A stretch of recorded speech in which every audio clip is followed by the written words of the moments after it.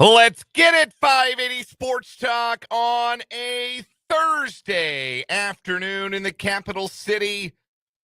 Following a Royals afternoon winner at the K, they take 3 out of 4 from the Twins and turn a good homestand into a great homestand, their first extended homestand of 2025. And we'll break it all down with the 2 hours we've got together today on 580 Sports Talk here on the Sports Voice of Kansas, 580 WIBW FM 104.9, online at 580WIBW.com, and on our YouTube channel, 580 Sports Talk, and our Facebook page, WIBW News, streaming in video. Hi, hello, how are you?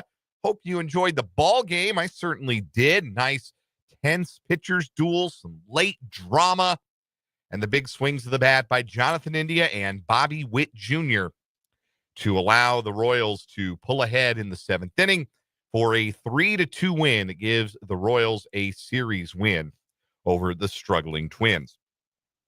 Dan Lucero, Spencer Dupuis with you, just the two of us today for the next 2 hours. Brendan Dworzinski off today. He'll be back with us tomorrow. And we're glad you're with us. However you're listening to the program today, if you're just picking us up after Royals baseball, want to hear from you, your reaction to that Royals victory and that series win over the Twins. Send us a text, 785-272-9429. That's 785-272-9429. You can also drop us a comment if you're watching on YouTube. Again, our channel is 580 Sports Talk. You can watch our YouTube stream, and you can leave chats in the live chat, interact with us and your fellow listeners throughout the show. Good afternoon, Christopher, Vance, Ryan, and everyone else who will check in with us today here until 6 o'clock. Lots of Royals to get to. Last night was a downer. David Ortiz and Pedro Martinez dominated the I'm sorry. I'm being told that's just Ty France and Joe Ryan. Not actually a pair of Hall of Famers, but boy, if they only played against the Royals, you could start making their busts for Cooperstown right this second. Unbelievable what those guys do against the Royals. And then France did it again today. He homered into the wind. Stupid wind at Kauffman Stadium today. I thought Bobby Witt Jr.'s sac fly that gave the Royals the lead, I thought that was going to hit Crown Vision, and the wind brought it back. But Ty France is immune to wind and logic and good pitching. It just doesn't matter. Against the Royals, he's Barry Bonds. Actually, that's not fair to Ty France because he's better than Barry Bonds against the Royals. Christopher has the numbers: a .410 lifetime average and a .675 slugging percentage. That's stupid. Unbelievable. Ty France, like just a guy against 28 other teams, and against the Royals, he's better than Barry Bonds. But that was not enough. They needed more than better than Barry Bonds today. Twins only mustered 2 runs off of Michael Wacha and a parade of relievers, and the Royals rally with a pair in the 7th to take the lead and win the ball game. Shaky ninth for Carlos Estevez, but he holds on for the save, his 4th of the season. Daniel Lynch, 4th, ends up with the win, pitching 2/3 of an inning in relief. And the Royals back over the 500 mark at 7-6 with a 5-2 homestand. Like I said, a lot more to say about this game, last night's game, kind of where the Royals stand now after 13 before they head out on the road for their first extended road trip of the season through Cleveland, the Bronx, and Detroit. We will also talk some college basketball in today's program. We will put a bow on the 2024-25 college basketball season with our guy C.J. Moore of The Athletic, who was there every step of the way following the Houston Cougars all the way to the national championship game, writing about them for The Athletic. So certainly he saw some great basketball over the last 3 weeks and throughout the year. We'll get his final thoughts on the national championship, the season that was, and a look ahead to how the Big 12 is shaking out, what Kansas needs to do in the transfer portal, and much more. The preeminent ball knower on this program, C.J. Moore, joining us at the bottom of this hour. We've got What Is Wrong With You coming up. We'll do 580 Sports Talk headlines, either or, over under, your texts, your comments throughout the show today. We've got 2 hours together. Let's make the most of them here on 580 Sports Talk. Before we really jump in, though, I owe you a keyword for the Choose Your Trip 2025 sweepstakes. Go to our website right now, 580sportstalk.com. Sorry. The website is 580wibw.com. You'll see our YouTube video at the top, 580 Sports Talk. You'll also see a link that says, listen to win a trip to anywhere in the U.S. You are listening.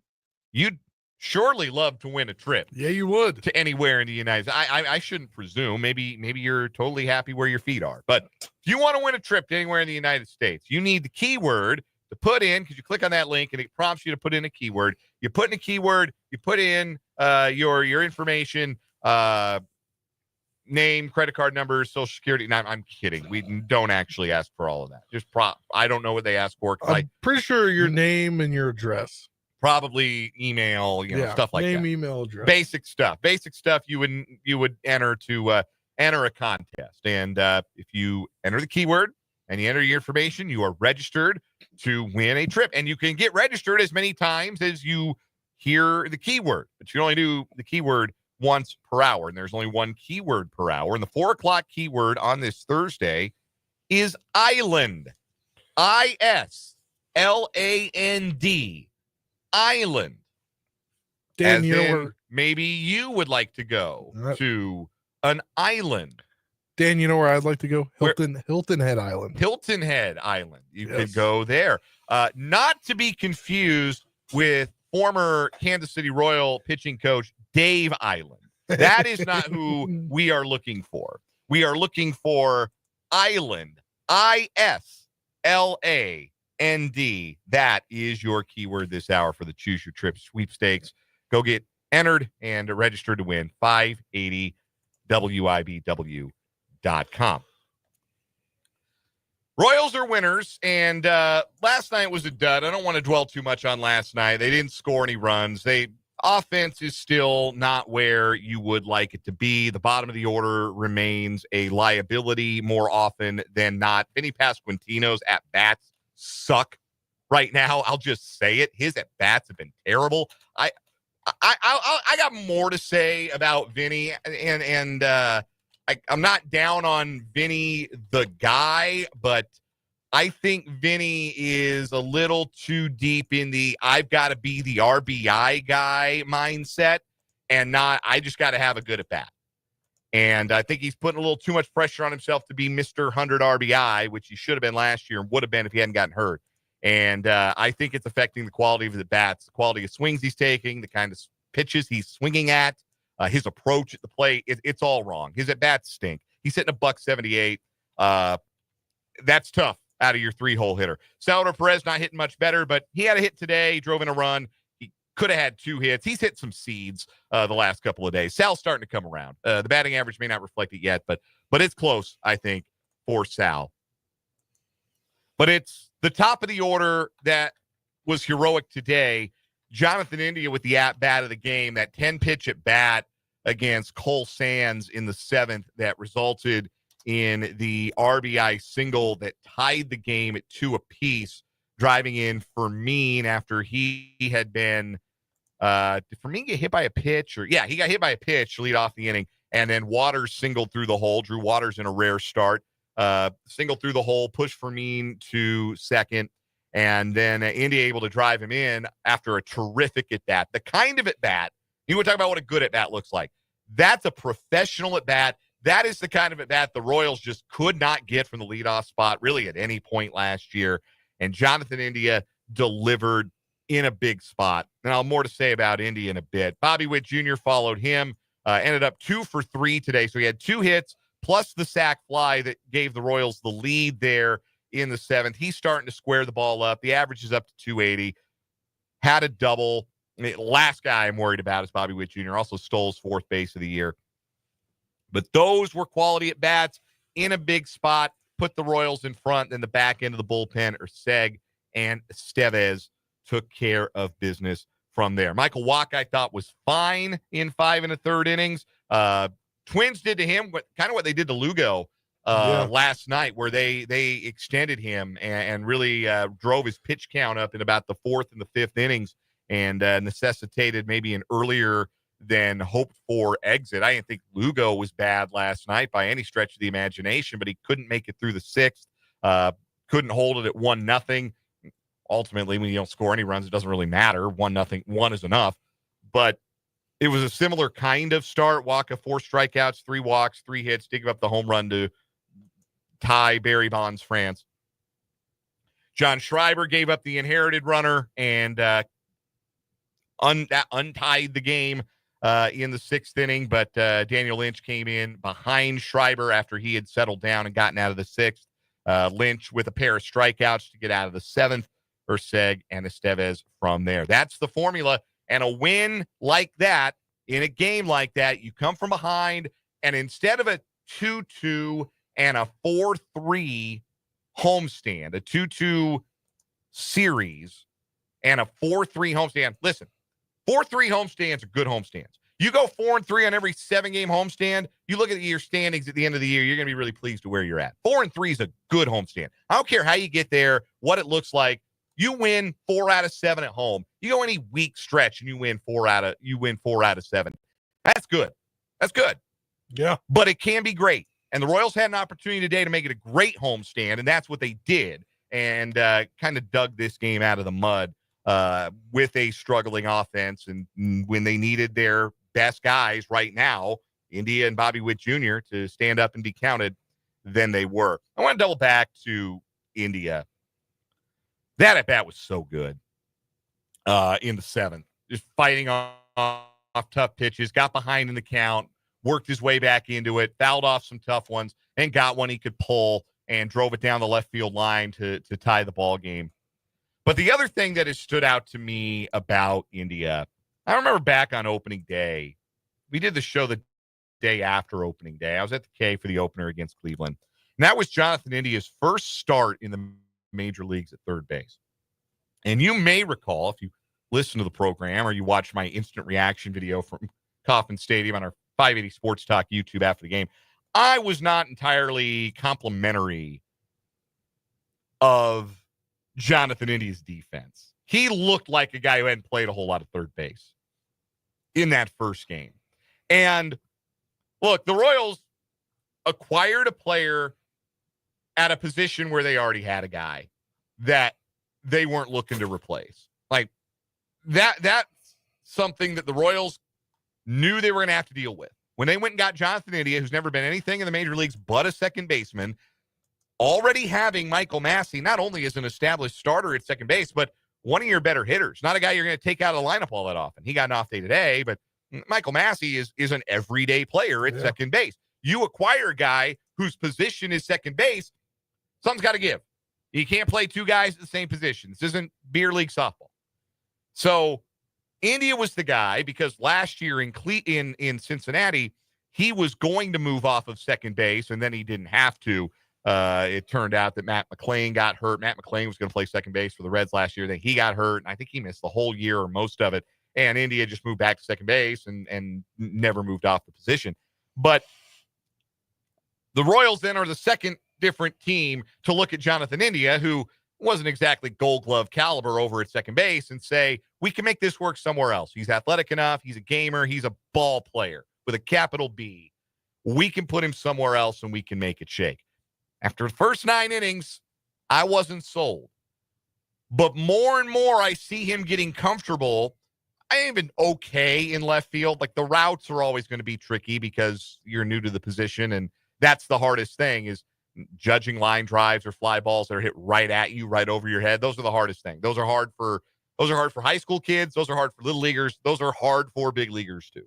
You do have to get used to that. But over at third base, India has started to look increasingly comfortable. The play he made early in this game, I think it was the second inning or the third. It was the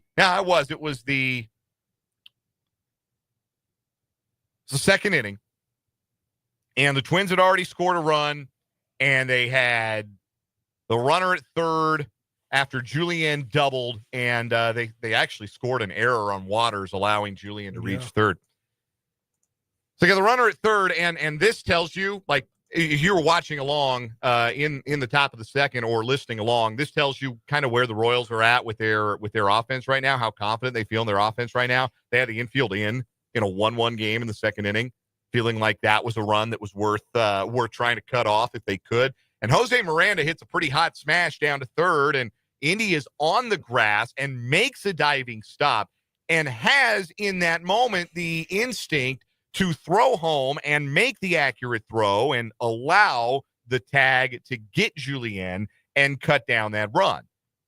How different does this game look if India doesn't make that play, or if India's instinct is, well, I'm not comfortable over here. That's a different play. It's a different angle of a throw. I'm not real comfortable with it. I'm not real used to it. It's the second inning. Let me just take the out here. I'll take the out, trade the out for the run. It's the second inning. Would have been defensible, but it wasn't just the play, which was excellent. It was his comfort level making the play. That tells me that this is a guy who's adjusting really, really quickly to a brand new position. And right now, I'm totally fine with Jonathan India at third base. Right now, that looks like the spot for him. I think that he has really taken to some of the positional nuances. He's starting to handle some of those different hops, angles of throws. Now, he hasn't been perfect yet. Matt Quatraro was asked about this after the game, and I do think that this was a poor decision on the fly. You never fault somebody for trying to make a play in the heat of the moment, but India diving deep in the hole knocked that ball away from Bobby Witt Jr. that allowed Mickey Gasper to single with one out in the ninth. If Witt fields that on the backhand, he's going to throw Gasper out probably by 2 feet. But India's shaded over, and he gets a good break on the ball, and he's trying to make a play. But that's one of those, if you've played enough third base and you know who your shortstop is, and you know what color his glove is, golden, and you know what kind of arm he's got, that's one maybe you leave alone. That's the kind of thing that shows you he still hasn't played a ton of third base. But I really like how quickly it seems like he's adjusting. And if you listen to the post game, you heard Quatraro say he's been actually really good for them over at third. They've really liked what they've seen since day one of spring training. They were confident enough in it to roll him out there at third for game one. So I think that might end up being India's spot, which is good and bad. It's good because if he finds a defensive home, and look, this is not, do not read this or listen to this or hear this as me saying, look out Nolan Arenado, look out Brooks Robinson. The next great defensive third baseman in baseball is Jonathan India. That's not it's not what we're doing here. But he can handle it over there, and he can handle it well enough that he's not going to have to hit like prime Nolan Arenado to overcome any defensive value he's giving away. I think that he'll hold his offensive production with decent defense over at third. Don't take that from a guy who hasn't always been that in his career. The flip side of that, though, is he's in third base and he's not going to be at left field, which means you got to find a left fielder, which MJ Melendez, if he's going to play there, then who's going to play right? And it's just not. The outfield's still a mess. Too many questions. Outfield's still a mess. And Maikel Garcia went 0 for 4 today, but he hit a ball hard. Royals hit a lot of balls hard with nothing to show for it. I thought that yesterday early, it looked like they were going to get to Joe Ryan because they were hitting the ball hard in the first time through the order. And today they had a couple of balls they hit hard that ended up just hanging up a little too long or getting caught up in the wind or whatever the case may have been. So Garcia, after a torrid start, is starting to see his numbers downturn. He's never going to be a great on-base guy. I still think there's a possibility that the best 9 for the Royals is Garcia at third and India in left. But if the bat never comes around for Garcia, or if they start viewing Garcia as a more viable center field option than a third base option, which is a possibility, Jonathan India can play third base. Not that my cosign means anything to anybody, but I feel a lot better 13 games in than I did 9 innings in about Jonathan India's ability to handle the hot corner. Plus, even though the batting average is in there for India right now, he's hitting .234 after today's action, but the on-base percentage is .357. That's what he was brought here to bring. That's what he has brought. Today, he brought a game-changing at bat in the 7th and some outstanding defense to help the Royals turn what had already been a good homestand into a great one. We're going to take a time out here on 580 Sports Talk.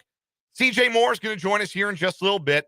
We'll recap the college basketball season that was and get a way too early look at next year. But first, we got a round of What Is Wrong With You coming up as we get things rolling on this shortened Thursday edition of 580 Sports Talk.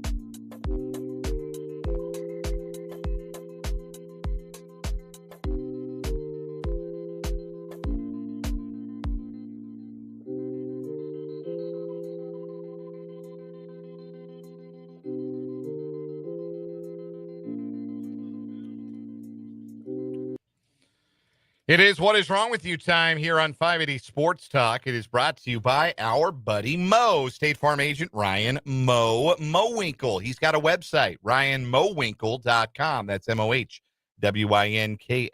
He can help you with insurance, financial services, and much more. Give Mo a shout today. Mo, like that. He'll hear you. Mo! He'll hear you. He heard that. This will be our weekly championship, by the way, on What Is Wrong With You. We are short tomorrow, in case you have not been informed.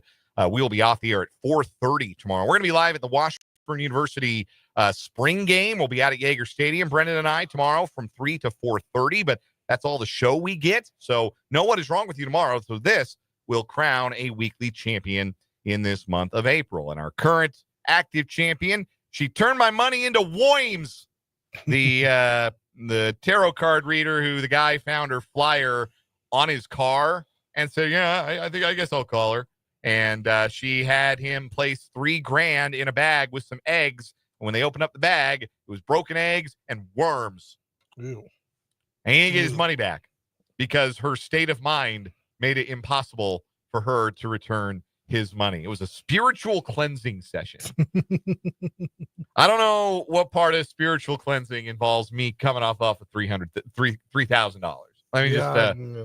Let me just say, I don't need my soul cleansed that badly. Anyway, 2 news stories today. I will go first. We're going to Rogers County in Oklahoma, where a woman has somehow managed to delay a DUI trial for 4 years. Casey Hunt has acted as her own attorney after being charged with DUI in 2021 and was arrested on Tuesday for contempt after numerous warnings about her outbursts. She'll be sentenced for that later. Hunt had told the judge she would be bringing a therapy kangaroo to court.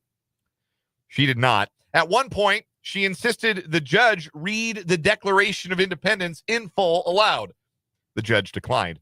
Hunt has said several times she's, quote, under duress and, quote, not well. So how does it take 4 years for a DUI to go to trial? Well, Hunt, again, acting as her own attorney. Wait, hold on. Did she say this 4 years ago that she was not well? I don't know Because if about she that. did, couldn't you just say that you need to go to a mental institution or whatever? Clearly, they're not buying what she's I telling. guess not. She has filed dozens of motions the last 4 years, asking the judge to be allowed to talk about jail deaths during her trial and to talk about a separate Tulsa attorney charged with rape and a child sex abuse case in another county. But the judge ruled none of those have anything to do with whether she was driving drunk in 2021. She pulled out of an alley and nearly ran into a police officer's car, crossed the center lane, drove around construction barrels, failed field sobriety tests, repeatedly used slurs and curse words, and told the officers if they were to vaccinate her, she would kill them. Hunt did apologize to the jurors about the video, saying it was awful. So we just have like obstruction of justice is what we have here. 4 years waiting for a DUI to come to trial. You did that. You did it, Casey. We can all see it. It's all very obvious. You and your therapy kangaroo get to court and quit wasting the taxpayers' money. All right, that's my what is wrong with you today. What do you got? Well, I call this one where sports and stupidity intersect. We're going to Winter Park, Florida. Florida man has been arrested after he allegedly fired multiple shots in celebration of the Gators winning the NCAA championship on Monday. Garrett Atkinson, 30, is facing charges including discharging a firearm from a vehicle and nuisance injuries to health. Around 11:15 p.m. on Monday, officers said they were conducting a traffic stop at Lee Road and Ellen Drive when gunshots were heard nearby. Police said they saw a man patting himself down, walking on the sidewalk of Lee Road, crossing Bennett Avenue. They asked the man if he was okay. He said there was a white truck shooting towards a group of people at the nearby Miller's Ale House. The man told authorities he heard about 8 shots, but was unsure what was going on. Officers were able to catch up with the truck, which was heading westbound. They conducted a traffic stop at the Interstate 4 and Lee Road.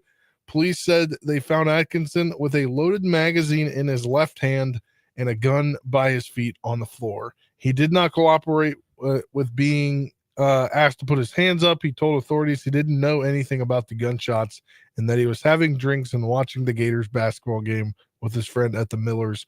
However, Atkinson's friend told officers that Atkinson had, quote, shot out due to the happiness of the Gators winning the game. The friend said he did not know Atkinson had a gun and he had tried to take it away from him afterwards. After being arrested, police said Atkinson told them, I know what you look like, and remember, I will come back for you. No, make it a bigger problem for yourself. Yeah, he's being held with no bond. So, whom among us has not wanted to make loud sounds in celebration of a championship? I have lived here through not 1, not 2, but 3 Kansas City Chiefs Super Bowl championships. And you know what the soundtrack to those is? People shooting off fireworks. Yeah. Fireworks. Typically, fireworks, not firearms. Yeah. Fireworks. Fireworks, not a problem. Firearms, you might have to talk to somebody about that if it's a firearm. Anyhow, 2 stories today. I'll go with yours. Yeah. Yeah. Like, I don't know. There's a way to celebrate and there's a way not to celebrate. Celebrate responsibly, Yes. like they always say. I still don't think that beats the guy who put $3 grand in a bag and it turned into Woims. No, I don't think so. Brian's got a good line in the YouTube comments that dude's bank account got cleansed. Yeah, it did. Yeah, it did. Text for the 785 says, if you live out on the county, it can be firearms. Yes, I think there is a difference between a densely populated area and less of one. Yes. When it comes to how you might be able to celebrate shooting something into the air in celebration. I think that's correct. We'll take a timeout after What Is Wrong With You, as our weekly champion is She Turned My Money into Woims, sponsored by our buddy Mo Winkle Insurance and Financial Services. Give him a call today, 785-273-1572. We'll take a timeout. When we come back, CJ Moore from The Athletic will join us to talk college hoops, put a bow on the 2024-25 season. That's coming up here on 580 WIBW.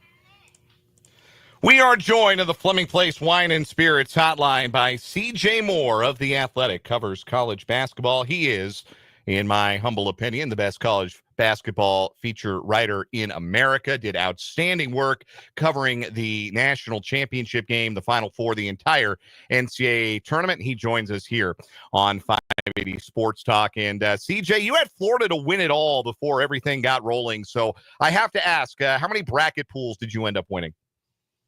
I only entered one, and I won it. So Is it? I actually have to correct myself. We had a family pool, and I think my wife mostly copied me, but I think she had Houston in the national championship game and had Florida beating them. She beat me in our family one, but we were also in a friend one together, and I beat her there. So. There you go. Do they when you win the one that is the friend pool, do you get grief like, gosh, of course the guy who does this for a living won, of course he did? I didn't get any of that, but I did win it for the second year in a row, so I can puff my chest around everybody. Well, you tried to give us game, CJ, and any of us who didn't follow your lead, we just weren't listening. You had Florida from the very beginning. It is Florida who wins the national championship, beating Houston on Monday night. And I got to be honest, CJ. So I came at this. I didn't watch a ton of Florida basketball throughout the season. So my most exposure to them was in the NCAA tournament. I thought UConn had them dead to rights in the round of 32. I certainly thought Texas Tech had them beat in the Elite Eight. I thought Auburn had that game in control in the Final Four, and I thought Houston had them right where they wanted them in the national championship game. And Florida won all four of those games. How in the world did that team win the national championship? What will you remember about them that made them champions, other than their ability, obviously, to rally under difficult circumstances? I mean, obviously, I think when we look back on it, we're all going to remember Walter Clayton. And, it's kind of too bad he had the national championship game that he had, because it was pretty underwhelming. But he had an incredible tournament. Just his ability to I thought that Texas Tech game, he basically turned into Reggie Miller there at the end and went out and won that game. But, you're right. Like, they really should have lost the Texas Tech one's the one that, like, they really should have probably lost. Tech just makes a front end of, a couple of front ends of free throws, and they probably win. Houston maybe makes just one more bucket during that huge slump, and they probably win. But it's kind of what happens in a single elimination tournament when a game, just 40 minutes, you only play 40 minutes, and sometimes wild things happen. And I'm not convinced. While I picked Florida, if looking back on it, I think Duke was probably the best team, but the best team doesn't always win. And, credit to Florida for figuring it out and coming back and winning all those games and not giving up, because I thought Todd Golden, like, until the Final Four, maybe he cut with it. You could almost sense that he was coaching nervously, and sometimes your team picks up on that. But I did think he coached a better game in the national championship game, and while they weren't doing great offensively, their ATOs were really good. I think. Oh man, they might have scored after every single one. That's what it felt like. I need to go back and look at it, but they did a good job of their ATOs, and that kind of kept them around. And then when it came to winning time, those guys were pretty good. The flip side of that, of course, is the heartbreak of the Houston Cougars, who had it right there on the precipice of their first ever national championship, Kelvin Sampson's first ever national championship.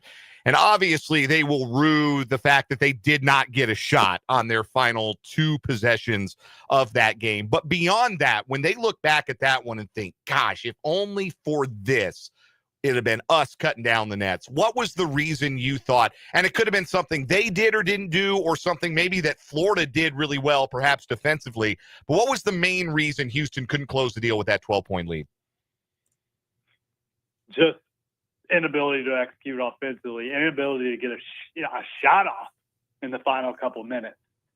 I think one of the possessions, like, I'll look back to where there was a level of panic was, I think it might have been the second to last possession where LJ Cryer drives baseline, and he's got a big guy right on his hip, and you could just tell. Like, I was even with the baseline there where my seat was, and I could just there's no way he's getting a shot off here. Like, he needs to mash dribble, and try to find something else. But there was just kind of a level of panic there that I thought you didn't usually, I've been to every postseason game for Houston, and you didn't usually see that level of panic from them.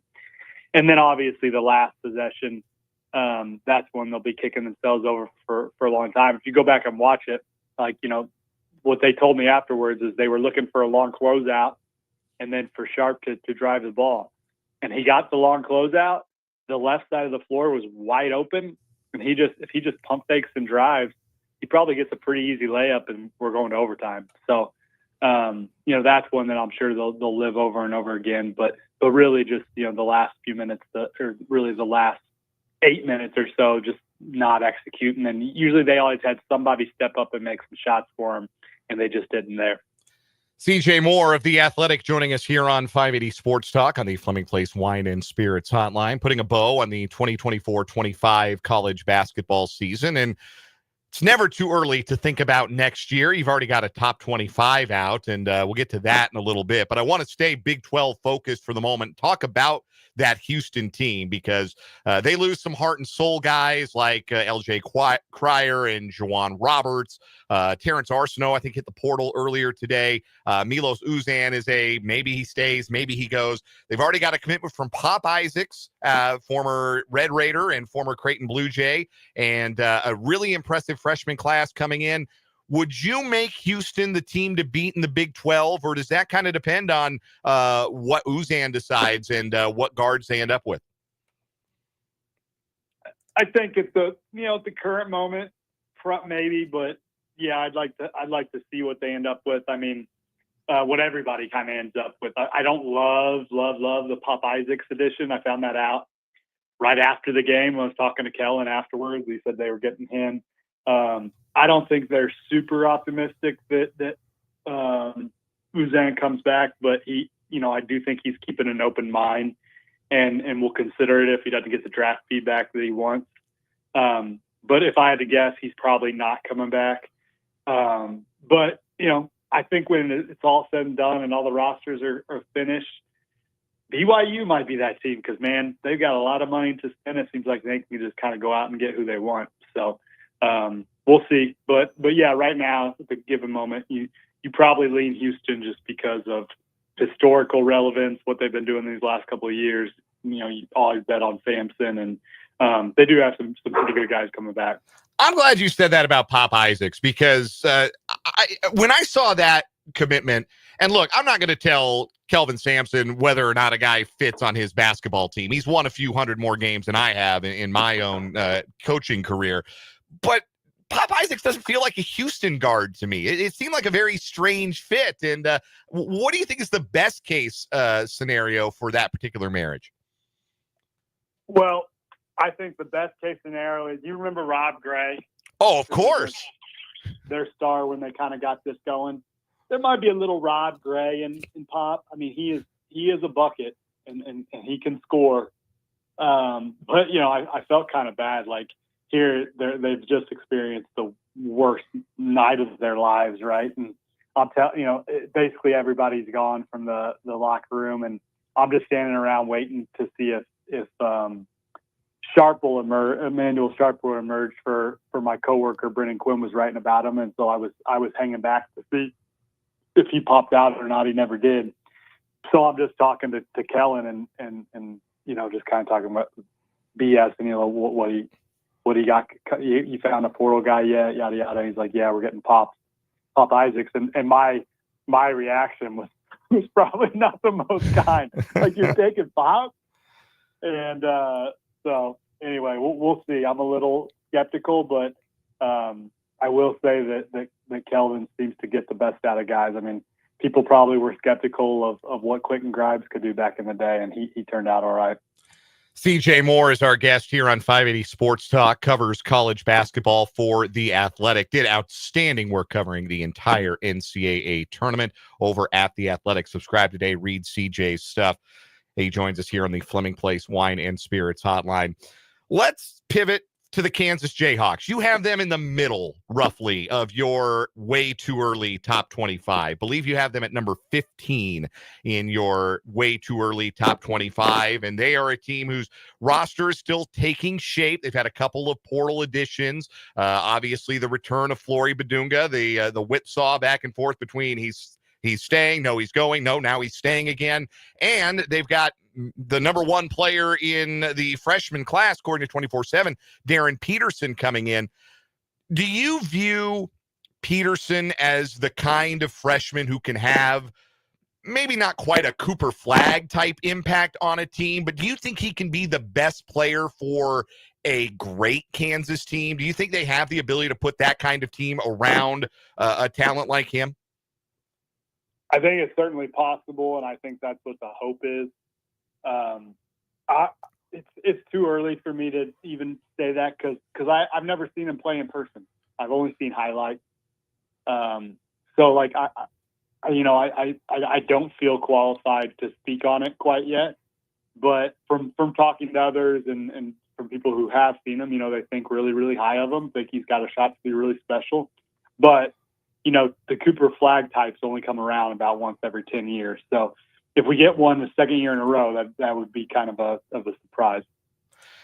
What do you think of the business that Kansas has done in the portal to date? And what else do you think Bill Self needs to comb the portal and add to his roster? I think what's most promising so far is it seems like they're chasing fit over name. They're not just going, who's the top guy near the list, just go grab them and let's see if we can shove them in. I think they're being a little more intentional in trying to find guys that fit what they want. As far as what they could use, I think they could still use front court depth and talent. I'm not sure that there's outside of Bryson Tiller, there's not really any power forwards on the roster. Maybe the Calder and kid, he could probably play some 4-2, but you probably want to go get maybe one more proven front court guy, at least. You would think, maybe one more guard. We'll see. But the roster's in it's a lot better right now than it was like a week ago. CJ Moore of The Athletic is our guest. Couple more questions for CJ as we start looking ahead towards next college basketball season. There is no off season for true college basketball fans, after all, and certainly in the transfer portal era, there's much less actual offseason than there ever was before. Texas Tech got the big news. JT Toppin's coming back. He was the Big 12 Player of the Year, and that kind of came out of nowhere. I don't think he was on anybody's radar to win that award when the season began, but he got better and better as the year went on. He played his best basketball in the NCAA tournament. If they lose Darian Williams to the portal, that's a big loss. But what is Toppin's return and the improvement they showed offensively under Grant McCasland this year? How does that change your perception of Texas Tech going into next year? Yeah, obviously you look at them differently because of how good their offense was and the run they went on. I think a really good, if you've got three really good players that you feel like you can build around, that's a good starting spot. And I think they have that in Christian Anderson, Kevin Overton, which, he had his moments this past year. He's kind of inconsistent, but you can see the ability there. And then JT Toppin. That's a good three to start with. Also get another year out of Federico. I'm not sure he's a starter level guy, but he's a nice guy to bring off the bench and, rebound a bunch, block some shots. They still got work to do. I know they got a guard out of the portal today, I believe out of Santa Clara, who shot well from three. Almost reminds me a little bit of he averaged about 10 points per game. But a few years ago, they added Chance McMillan, and everybody, nobody looked at that as he shot it all right, but he just averaged 10 a game at Grand Canyon. Well, he ended up being a really, really good player. So maybe they found another steal there. But they've got work to do, but they've got a good starting point with those three. Who's your favorite fit so far as a transfer portal addition for a certain program? I know that you and Sam Vecini, who also does outstanding work over at The Athletic, have the transfer portal rankings and rank the players in the transfer portal. Do you have one player who has landed somewhere where you say, man, that is a perfect marriage of player and program right now? Yeah, I'd say probably the Yaxel Lindenberg kid from UAB that committed to Michigan. Now he could end up staying in the draft. He's also going to, get in the NBA draft and will potentially pull out of it. But he could play kind of the Danny Wolf role that Michigan had this past year, which Danny was, one of the best forwards in college basketball. And I thought that was a really good grab by Dusty May. CJ Moore covers college basketball like nobody's business at The Athletic. He is the best college basketball feature writer in America. He's got the transfer portal rankings with Sam Vecini over at The Athletic. Outstanding work throughout the tournament. Joining us here on 580 Sports Talk. CJ, it's always a pleasure. We'll have to catch up sometime this summer before once the dust is settled a bit on the portal before basketball starts cranking again in November. Sounds good. Thanks, guys. Hey, thank you. That is CJ Moore. We will step aside for a timeout. When we come back, we will wrap up this 4 o'clock hour of 580 Sports Talk.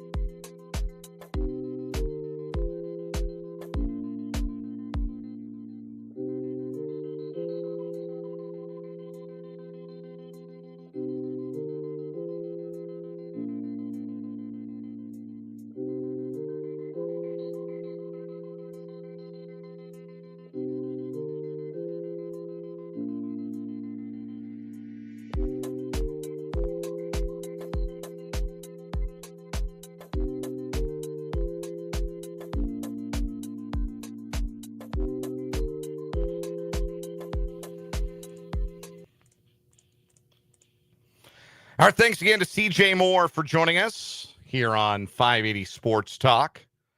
Talking college hoops. You got to go read his way too early top 25. He's got Purdue #1 going into next season. I've never seen it with Braden Smith, their point guard, like everybody else seems to. First team All-American. Like I'm not going to sit here and tell you I think he's bad. Do I feel like I watch him and think, yes, that's the best player for a team that's the best in the country? Nah, I don't see, but could become that as a senior. We'll listen.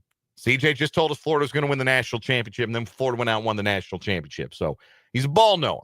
He should, always read CJ and always take him with more than the typical grains of salt that you would usually give to a way too early top 25. It's worth the read. Again, go subscribe to The Athletic so you can read all of CJ's stuff. Coming up in the 5 o'clock hour of 580 Sports Talk, we'll lead off with some headlines, including a Masters update.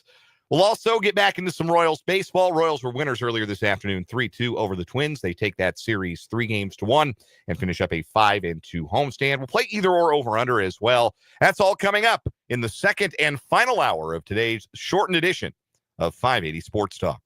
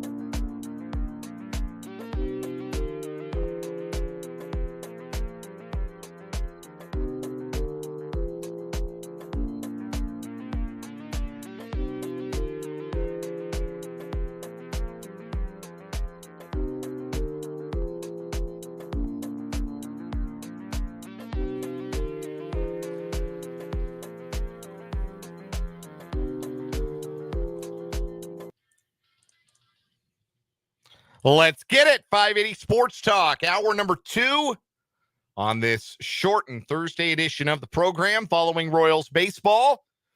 You got 2 full hours with us today. One of them in the books, one of them still to come here on the Sports Voice of Kansas, 580 WIBW, FM 104.9, online at 580WIBW.com, and of course, in living color on our YouTube stream. Name of the YouTube channel is 580 Sports Talk. You can also watch it on Facebook at WIBW News. I'm Dan Lucero, solo for the moment. Hope to have Spencer Dupuis back with us here in just a little bit. We've got 1 hour of the program left. And in this final hour of the show, we'll get back into the Royals. Royals were winners earlier this afternoon. In case you missed it, 3-2 the final. Bobby Witt Jr. go-ahead sac fly in the 7th. Carlos Estevez works around an infield hit and a hit batter with 1 out to secure the save. And the Royals make it a 5-2 homestand after winning a 4-game series over the Twins, 3-1, before they embark on an East Coast road trip. Cleveland, well, East Coast, I guess, Eastern swing, if it might be more appropriate, because they're heading out to play 2 Central Division opponents, Cleveland over the weekend, also Detroit, and visit to the Bronx, take on the Yankees, part of the trip as well.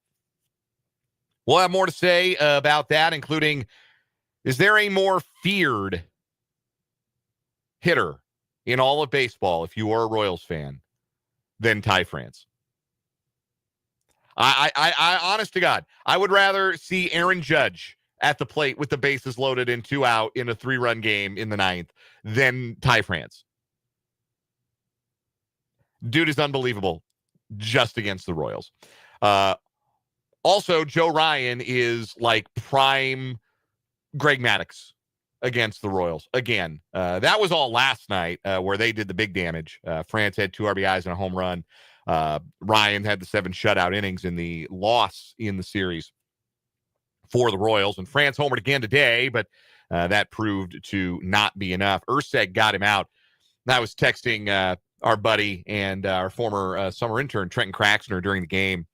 And I suggested that after Urseg got France out in the 8th, they should take that ball out of play and put it up for display in the Royals Hall of Fame as the first time a Royals pitcher has ever retired the greatest hitter of all time, Ty France. So, well, we'll talk a little bit more Royals baseball later on this hour. We'll also play some either or over-under before we wrap things up with the final word. We'll, of course, have our 580 Sports Talk headlines as well. But first, we have a keyword for you. A Choose Your Trip 2025 sweepstakes keyword. Again, here's how these work. Don't text them to us. Don't put them in the YouTube chat. They don't do any good there. You got to go to 580WIBW.com with these keywords. You click on the link. And again, I always want to make sure I tell you exactly what the link says. And what the link says is listen to win a trip to anywhere in the U.S. It's very easy to find. It's on the front page of our website, 580WIBW.com. When you click on that link, it takes you to a landing page and asks you for a keyword. The keyword changes every hour. We have a new keyword for the 5 o'clock hour on this Thursday, and it is chill. Chill. CHILL. As in, it got a little hairy at the K this afternoon when there were 2 on with 1 out in a 1-run game in the 9th, but Carlos Estevez stayed chill. And he struck out Matt Wallner, and he got Willie Castro to ground out to end the game. Chill is your keyword, CHILL. Go to our website, 580WIBW.com. Click Listen to win a trip to anywhere in the U.S. Enter the keyword, and you're registered for this hour. Again, there's no limit how many times you can get registered. The more you listen, the more keywords you hear, the more you get registered, the more raffle tickets you throw in the basket. It's a huge basket, but there are more tickets with your name on them, the more keywords you hear and enter. And this hour's keyword is chill. So 580WIBW.com for that. Let's get into our 580 Sports Talk headline. Mark in the YouTube comments congratulates me for remembering earlier today. Thank you, Mark. I appreciate that. I'm trying to get better at that. It's a New Year's resolution of mine. Appreciate that. I hope you all appreciate that too. Me getting you the keyword when I can. You can interact with the show as well if you're watching on the YouTube channel. 580 Sports Talk is the name of that channel. Again, 580 Sports Talk on YouTube. There's a live chat on the mobile device or your mobile app or the web browser, and you can interact with us throughout the show. You can also text the program. Send us a text, 785-272-9429. Again, don't text us a keyword. That doesn't do you any good. Doesn't do us any good. Doesn't affect us either way, but it doesn't do you any good. You're not going to win the contest if you text it to us. So there you go. Let's do some headlines, shall we? 580 Sports Talk headlines. Let's start with a tradition unlike any other. If there is one sports talk radio bit I wish I had come up with my own self, it's the Masters updates that Memphis sports talk host Chris Vernon does on his YouTube stream and his radio show. They're so good. Incredible. They play the Harden the Paint instrumental by Waka Flocka Flame in the background. Everybody wears costumes. It's a lot of screaming. It's a lot of kinetics. It's very funny. It's the best bit on sports radio, I think, anywhere. And I wish to God I'd come up with something that clever first. But no, I will not be doing air horns and dressing up in a tiger costume and waving a 7-iron around in the studio while I do these updates. That would be stealing. I will just tell you that Justin Rose currently holds a 3-shot lead after the first round. Well, the first round is in progress, but after his first round today at Augusta, the 44-year-old Rose, who has never won a Masters, shot a 65 today that was dampened only slightly by bogeying the 18th. He'd reeled off 8 birdies in the 17 holes previous, got to 8 under on the day before settling for that 7 under 65. That is 3 shots better than the rest of the field today on day one at Augusta. 3 shots behind Rose include Scotty Scheffler, the odds-on favorite. He fired a 68 today. Corey Connors, the Canadian, also 4 under for the day. Group at 3 under is 2 players long. That's Tyrrell Hatton and Ludwig Oberg, who is 3 under through 16 holes today. They are 4 shots back. 5 players currently at 2 under. Englishman Aaron Rai, Harris English, who is not an Englishman, but his last name is English. He's from like Alabama or something. And Jason Day from Australia. They're all 2 under in the clubhouse with scores of 70. Rory McIlroy, 2 under through 16. He was at 4 under and then chipped into the water with his 3rd shot on 15 and made a double bogey. I fell for it again. We all of us Rory backers, we fell for it again. He's only 5 shots back. It's fine. It's a long golf tournament. Bryson DeChambeau also 2 under through 14 today. Huge group at 1 under includes Michael Kim, Davis Thompson, Cam Smith, Freddie Couples. What? Yes, Freddie Couples, 65 years old, into the clubhouse, 1 under par today. Follow your dreams.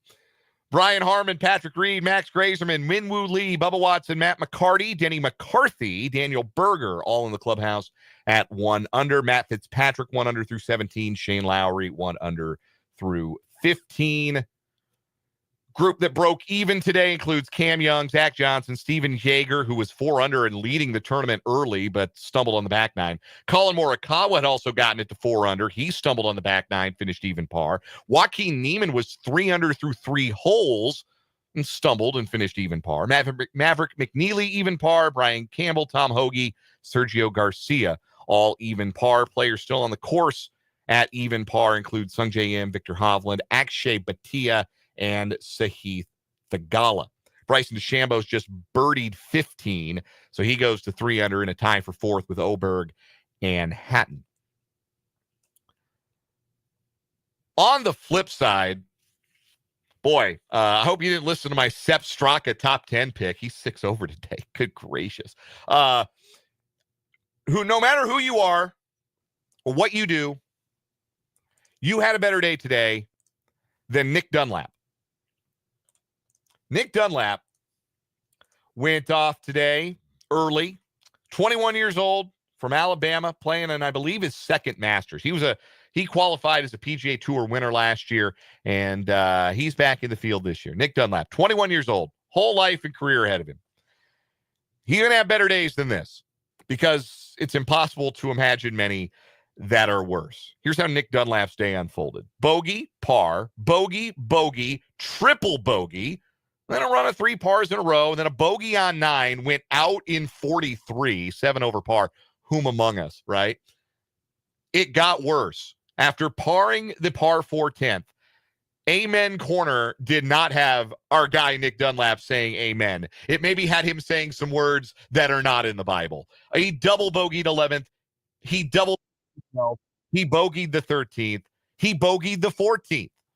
He parred the par 5 15th, then doubled the 16th, bogeyed the 17th, and doubled the 18th. And many of you are thinking, boy, I've turned in some scorecards that look like that. Yeah, you have. Because that final score, after coming in 47, that final score starts with a 9, folks. Nick Dunlap shot a 90 at Augusta today. That is one of the single worst rounds in the history of the tournament. And I hate it for him because, again, he's 21 and he's got a lot of golf left in his life. And he's got another round of golf left tomorrow. But 90.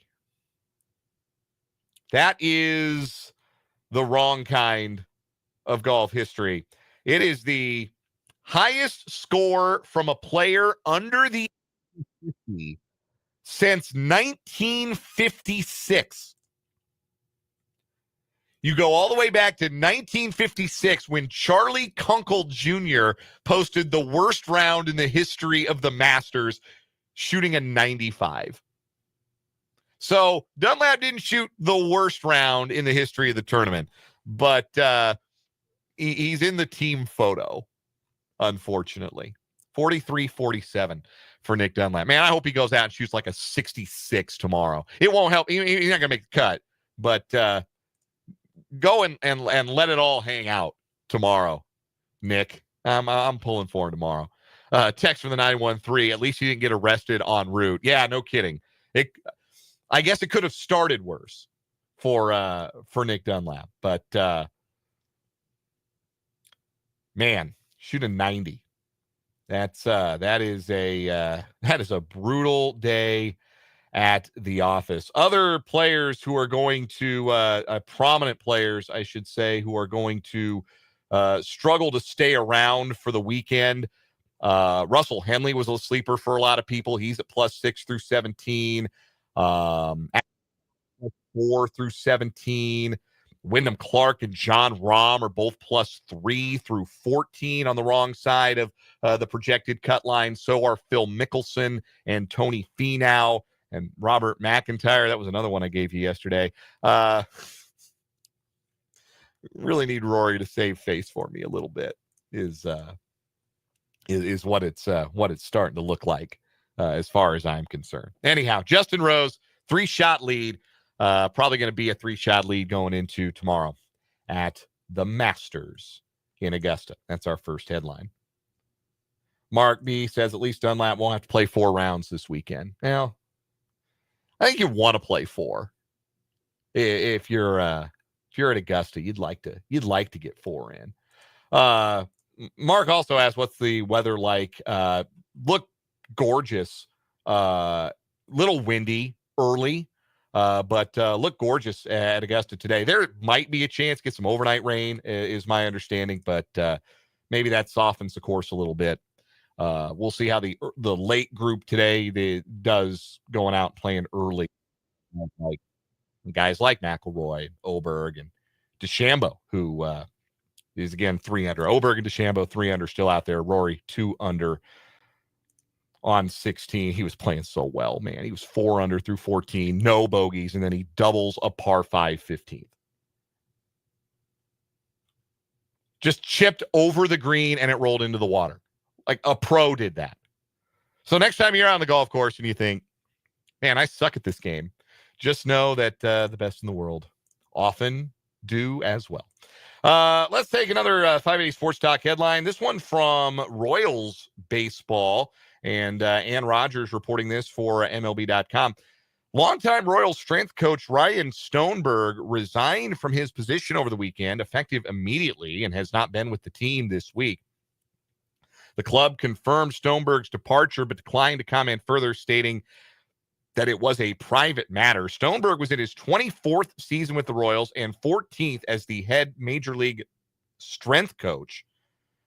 So now the Royals have a different person in charge of their strength conditioning, and it's Luis Perez. He's the head of the strength conditioning department on an interim basis. And Phil Falco, who had been the assistant for the past 5 seasons, has joined the big league staff as a second strength coach. So continuity within the organization. Perez has been around a long time, 16 years with the organization. Stoneberg had been with the organization 24 years, but a sudden resignation for the Royals strength conditioning coach, and no reason given. Hopefully it is hopefully if it is health related or family related, you wish for the best. You hope for the best for Ryan Stoneberg. Gave 24 years to the Royals organization. Let's get to a football headline, and not a pleasant one, from an NFL draft prospect. Former Texas wide receiver and NFL draft prospect Isaiah Bond turned himself in today on an outstanding sexual assault warrant. The Frisco, Texas Police Department has confirmed. Bond was subsequently released after posting, bond. Details of the allegation have not been immediately made public, but Bond, in a statement posted to Instagram, says, quote, "Regarding the accusation made against me, I would appreciate the time and opportunity to defend myself and prove the claims made patently false. I'm in full cooperation with the authorities and will remain a willing and active participant in the investigation. Unfortunately, claims like these proved to be harmful to all involved, absent full review. I kindly request that all reserve judgment until the authorities provide a complete report based on truth and evidence." Should really say in a statement written by Bond's lawyers and posted to Bond's Instagram. Isaiah Bond has been projected as a late second-round pick, probably a day 2 pick at wide receiver. He had played at Alabama, transferred to Texas last year, caught 34 passes, 5 touchdowns, and ran a 4.39 in the 40 at the NFL scouting combine. So big-time speed and a really intriguing prospect, but this could potentially throw a wrench into his draft day plans. Again, an outstanding sexual assault warrant that Isaiah Bond turned himself in Thursday morning in Frisco, Texas. Next headline, let's go to college basketball. This is an interesting one. We have seen in college football head coaches at non-major programs, non-Power 4 programs, leave their head coaching jobs to take assistant jobs or coordinator jobs in the Power 4. You leave a head coaching job to go be an assistant at the Power 4 level with the idea that eventually you'll get a chance to be a head coach at the Power 4 level. Kane Womack's an example of this.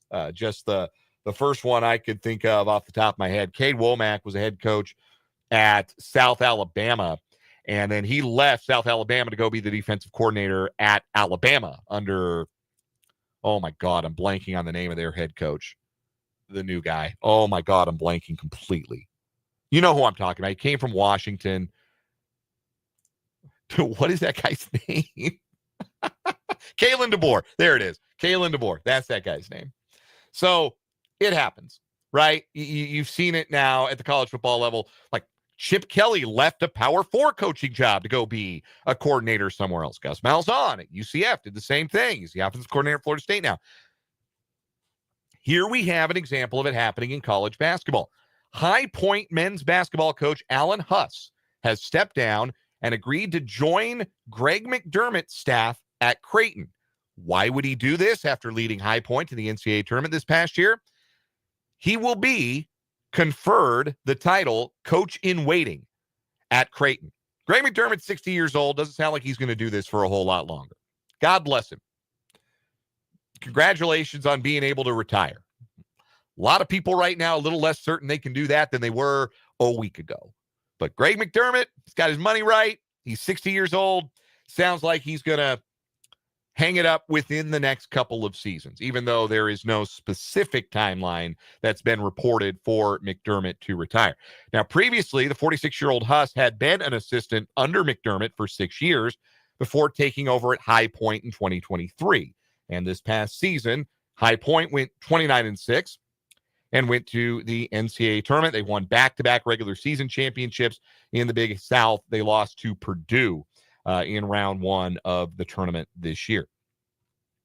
So, you have a head coach who's had some success, decent little run at a smaller Division I, and being called back home, essentially, called back to a program that he'd been a part of. And the request is come on back and cool your jets for a year or 2 or 3. Who can say? I'm sure, even if we don't know the timeline publicly, I bet Alan Huss knows the timeline. Cool your jets, hang tight. When I'm done here, you're going to be the head coach, Creighton. So not a bad setup for Alan Huss, but interesting that, he would. And you think you'd want the more head coaching experience, but if the retirement is going to happen sooner rather than later, you bring the guy back into the program. He gets to know your players. He gets to know whatever system it is that you want to make sure that the program continues to lose, and you try to give yourself continuity. So I understand it both ways. I would have understood if Alan Huss had said, hey, man, I got a good thing going here. If you want me to be your next head coach, I'll be chilling. You know my agent's number. Give me a call in a couple years. But let me do a little more winning down here. And, I've only been a head coach since 2023. Let me continue to find myself. And I would have understood that perspective of it too. But interesting decision for Alan Huss, leaving High Point to go be the head coach at Creighton. All right, one last headline. This also from ESPN. Luka wipes away tears, then whips Mavs in return. Did you guys catch this last night? Luka Doncic, former Dallas Maverick, returned to Dallas last night as a member of the Los Angeles Lakers for the first time since the incomprehensible trade that shocked the sports world after Doncic was dealt to the Lakers back in February. They played a pregame tribute video for Doncic. This is not a new thing. You see this pretty much if you were on a team for like 5 minutes and you come back, then they'll play a little tribute video for you when you come back, play in a building you used to call home. They'll show some highlights. They'll say, they'll throw up a little thank you graphic. Fans give you a nice hand. They'll do it like during a TV timeout and give it a little time to breathe.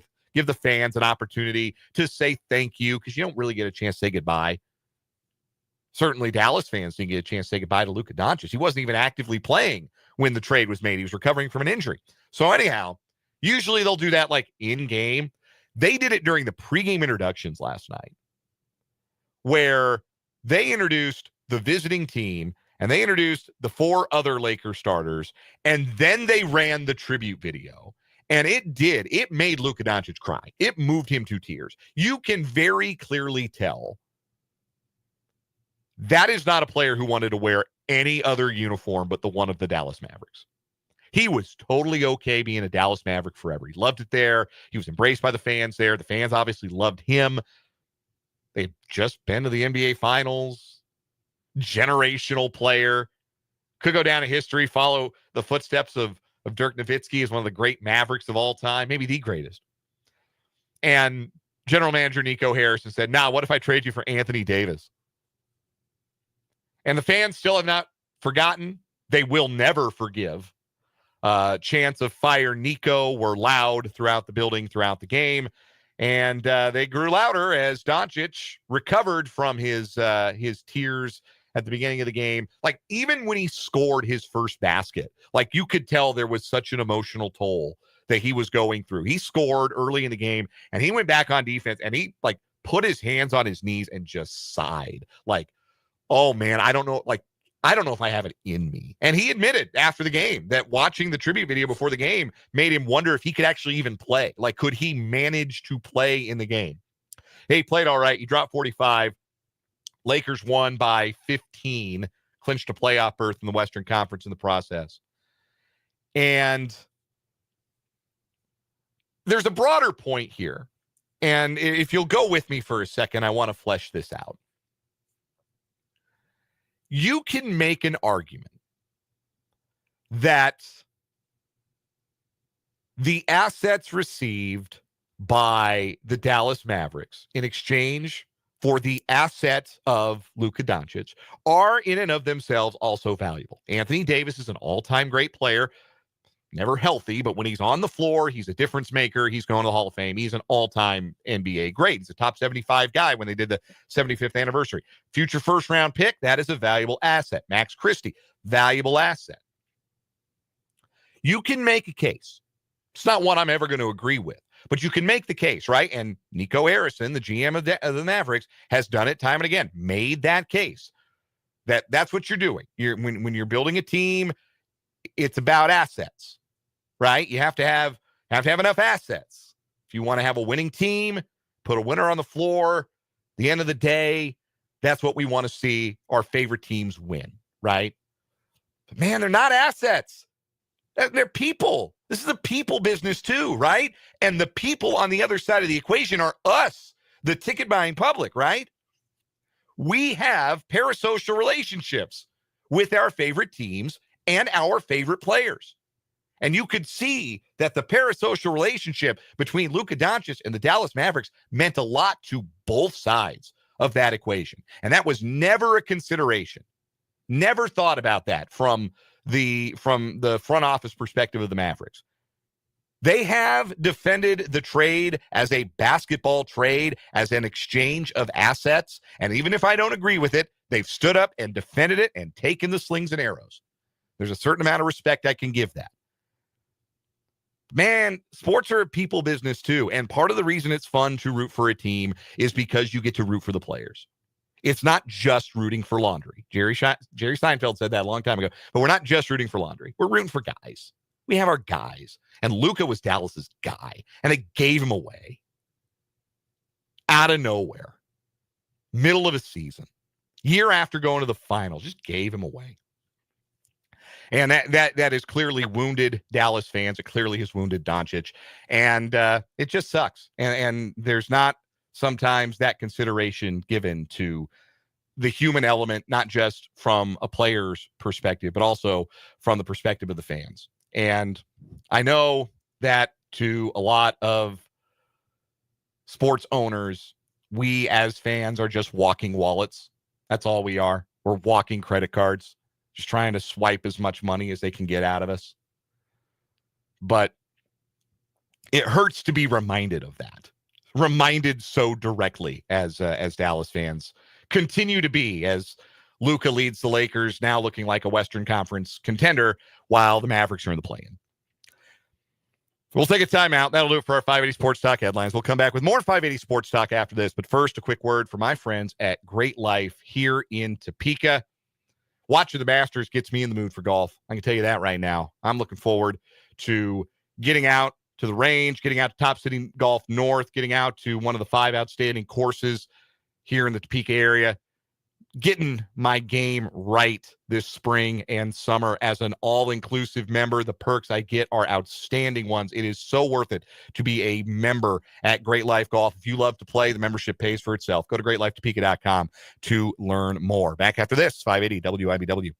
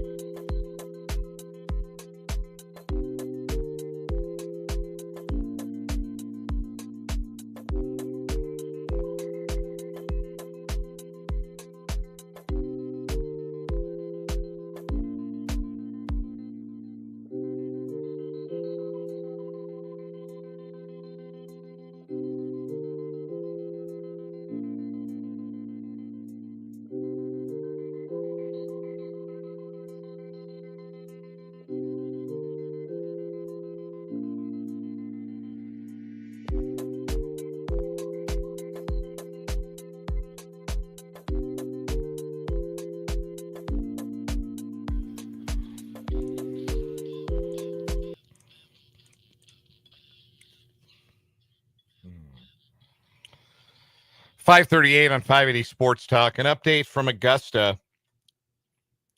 Rory McIlroy double bogeyed 17.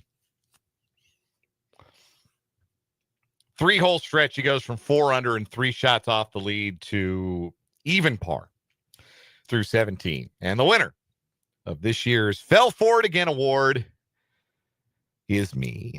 I fell for it again. Rory McIlroy, another mid-first round at Augusta. Long tournament, a lot of golf left. Keep telling myself that. 4 under to even par in 3 holes. Who do you think he is? Me? That's not very nice. It's also not very factual because I wouldn't get 4 under to begin with. We're being completely honest. Still rose 7 under in the clubhouse. DeChambeau's up to 4 under, 3 shots back through 16. Oberg still 3 under through 17 with Tyrrell Hatton T5. Aaron Rye, Harris English, Jason Day, all 2 under. Huge group at 1 under. Looks like 18 players currently at 1 under and 10 more at even par. So 37 players all told, even or better so far. Still some players finishing up. But right now, that's the number of players who are even or better on day 1 at Augusta National. Royals are above par for the 2025 season. They're back over 500, 7-6 after a 3-2 win this afternoon. It's amazing they were able to overcome another home run by Ty France. When you talk about guys who are team killers, right? Like the concept of being a Royals killer. A lot of times I'll bring that up and I'll hear people say, oh, who kills the Royals? Man, Francisco Lindor kills the Royals. Bro, Francisco Lindor kills everybody. He's going to the Hall of Fame. Jose Ramirez. Yeah, that guy kills the Royals. Of course he friggin' does. He kills everybody. He's going to the Hall of Fame. No. If you're going to be a blank killer, if you're going to go down in history as being a guy who just dominates a team, one team, you got to be a guy like Ty France, who's got a lifetime 700 OPS, or at least did entering today. It went up because he homered. His lifetime OPS against the Royals is over 1,100. That may have gone down a little bit because I think he only had the 1 hit today, though he did walk. So what did he end up going?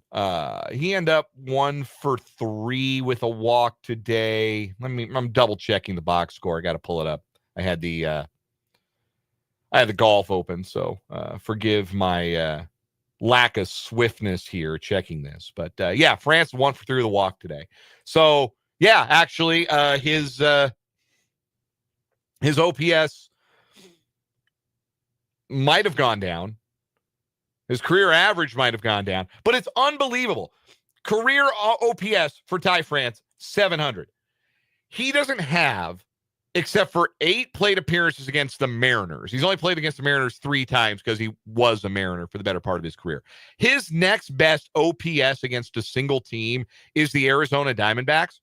He's got an 885 OPS against them. So he's got nearly 300 more points of OPS against the Royals than he does against even the next best team he performs against. Like that is a Royal killer. I don't know that there is more of a Royal killer currently in the league than Ty France. And maybe that's why the Twins signed him. If the Twins signed him with the express knowledge that, man, this guy dominates the Kansas City Royals, then that was a really good bit of business on their part. Because he's got pretty pedestrian numbers against the Guardians all time. He's got close to career average numbers against the Tigers all time, even though that's just 15 games. And he's actually worse against the White Sox. He's got a OPS 25 points lower than his career mark against the White Sox. But against the Royals, he's Babe Ruth. And he homered through the wind. They put up a graphic. If you were watching the game on TV today, on FanDuel Sports Network, Kansas City. I love that they have to abbreviate those things when they show, like you're in the MLB app or whatever, and it abbreviates like what network the game is on. And the abbreviation is FDSNKC. Remember when abbreviations used to abbreviate, like make things like shorter? And now an abbreviation is 6 letters. Anyhow, I'm watching the game, and they had a graphic they put up showing the effect of the wind. And the wind was howling in from left field and left center field all game. Didn't bother Babe France. Didn't bother him one bit. Homered through the wind. Even Quatrero after the game, if you heard his post game, even he said something to the effect of, yeah, that made it even more impressive that he hit it through the wind, because the wind was knocking balls down all game. I thought Bobby Witt Jr. had a 3-run home run, and the wind knocked it down in the 7th inning, turned it into a sac fly. Sac fly was good enough, but a 3-run home run would have been real nice. But Ty France is a Royals killer. Now, Paul in the YouTube comments submits Stephen Kwan. And I believe Stephen Kwan does have some really good numbers against the Royals all time. I'm going to go ahead and see if I can't pull those up real quick on old Baseball Reference and see what Stephen Kwan does to the Kansas City Royals. Stephen Kwan, in his career against the Boys in Blue, has an OPS of 752. That's actually much lower than I would have expected. Hits 278 against them. Does have 18 runs driven in. But that's actually lower than his career average. His career OPS, so his OPS against the Royals is 752. His career OPS entering today is 778 or 755. 755. Sorry, his 778 OPS this year. So 755 lifetime OPS, and against the Royals, 752. So Stephen Kwan he's just Stephen Kwan against the Royals. And it's a good player, right? He's an all-star. He's a Gold Glover. It's a good player. Ty France just goes Super Saiyan against the Royals. Trevor with a good call out here in the YouTube comments. Ty France is the baseball version of Mike Williams. Mike Williams, the receiver, is a chief killer. Yes, 100%. That's what I'm talking about. Like, you can't really say, oh, this really good player always seems to have good games against us. Yeah, because he's really good. Mike Williams just a dude, but every time he plays against the Chiefs, he's Jerry Rice. That's a great call. Paul says, Royals have never gotten Kwan out. Kwan has simply taken mercy on the Royals and retired himself. Mark B points out that Salvador Perez and Bobby Witt Jr. own Bailey Ober. Yeah, Ober's had a rough run against the Royals. They beat him up last year. They chased him in the first inning against him. I think it was the 3rd game of the season last year. They scored a bunch of runs off of Ober. I think it was the 3rd game of the year. It was the opening homestand of the season. And Sal sees him good. Like they saw him good today. They just didn't have the results to show for it. I thought they were seeing Joe Ryan really good. Speaking of guys who own the Royals, I thought they were seeing Joe Ryan really good last night. First time through the order, they were hitting the ball hard. And I thought, man, this is the night. They're finally going to beat him. Ryan's 6-0 lifetime, and his team is 8-0 against the Royals when he starts.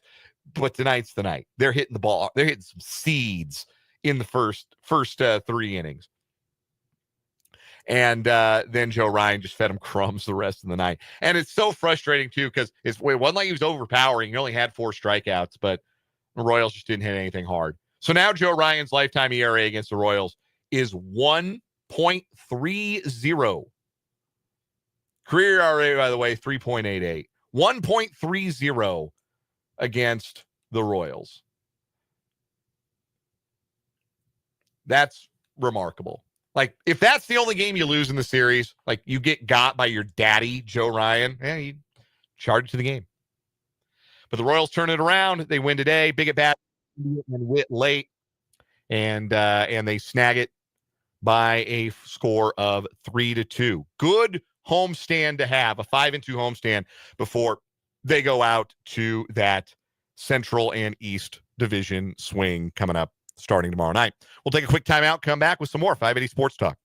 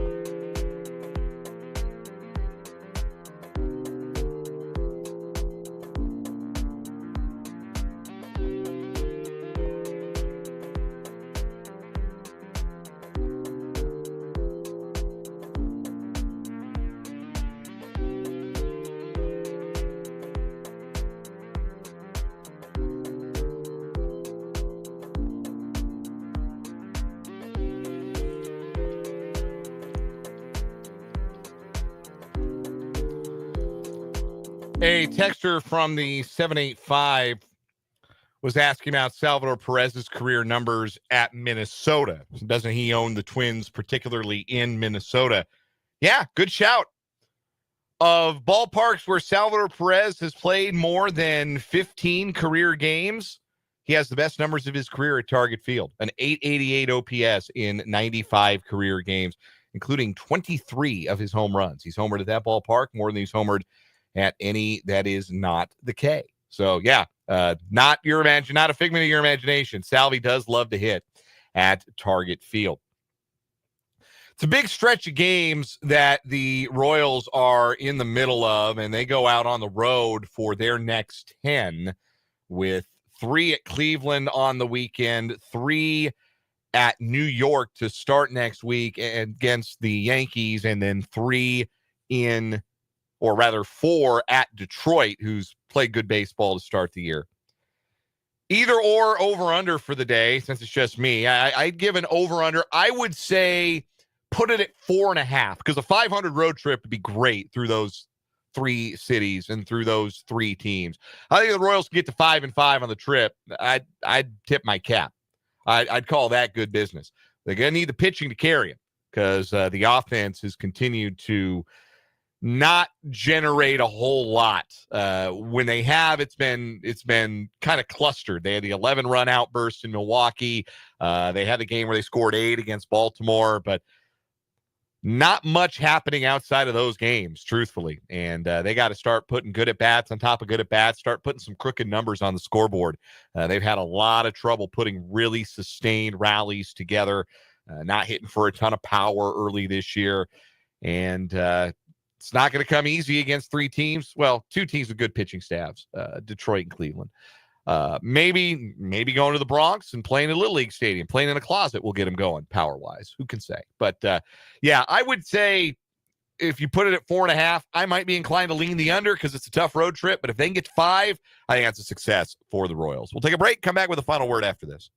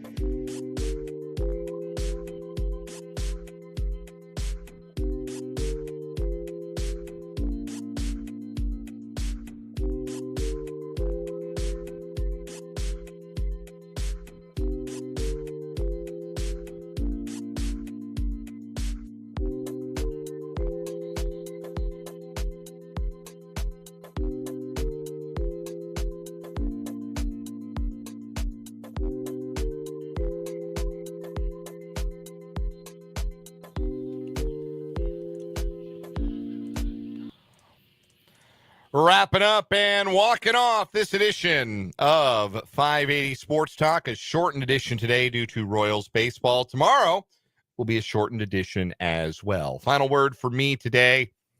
Jonathan India is a ball player, and you win a lot of games. You got ball players on your team. Jonathan India carving out a niche at third base, figuring out how to play the position, looks so much more comfortable there than he did in game 1. And even though the batting average isn't up there yet, he's still generating the kind of on-base percentage the Royals desperately need at the top of the order. If he can keep that ability to get on base and the hits start falling, he'll be one of the best leadoff hitters in the league, and that will help the Royals offense get going. It needs to get going. It hasn't gotten going yet. They're 7-6 without the offense rolling. So no better time than this big road trip to get the bats clicking for the boys in blue. Again, we are short tomorrow due to the Royals series opener at Cleveland. We'll be off the air at 4:30 tomorrow. And Brendan and I will be at Yager Stadium. Washburn football holding their spring game tomorrow night. And we'll be there from 3 to 4:30 to pump it up. You'll hear from the first-year head coach of the Ichabod, Zach Watkins. We'll also have Matt Derrick join us on the show as well from ChiefsDigest.com for our Chiefs Insider. Talk a little Royals baseball as well. Only with you for an hour and a half tomorrow, so I hope you'll join us then. Until then, for Spencer Dupuis, I'm Dan Lucero, and this was 580 Sports Talk on 580 WIBW. Good night.